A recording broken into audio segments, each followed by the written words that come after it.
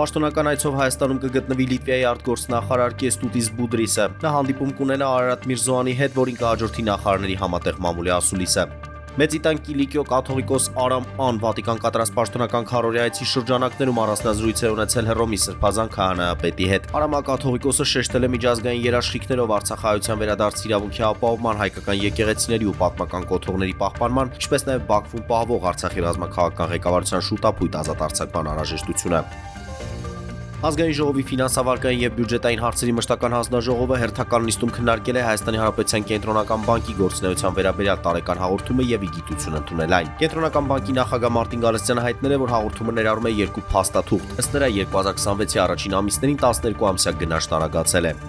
Վրաստանի վարչապետ Իրակլի Կոբախիձեն Ադրբեջան կատարած այցի շրջանակներում հանդիպել է Իլհամ Ալիևի հետ։ Հանդիպման ընթացքում կողմերը քննարկել են երկու երկրների միջև ռազմավարական գործընկերությունը։ Հանդիպման արդյունքներով նրանց միջև կնքվել է խոշոր համաձայնագրերի փաթեթ։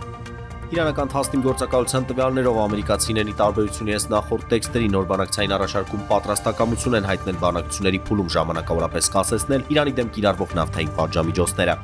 Իրանի ֆուտբոլի ազգային հավաքականն այսօր մեկնել է Թուրքիա անցկացնելու իր վերջին ընկերական հանդիպումը, որից հետո կուղևորվի Միացյալ Նահանգներ մասնակցելու 2026 թվականի աշխարհի առաջնությանը։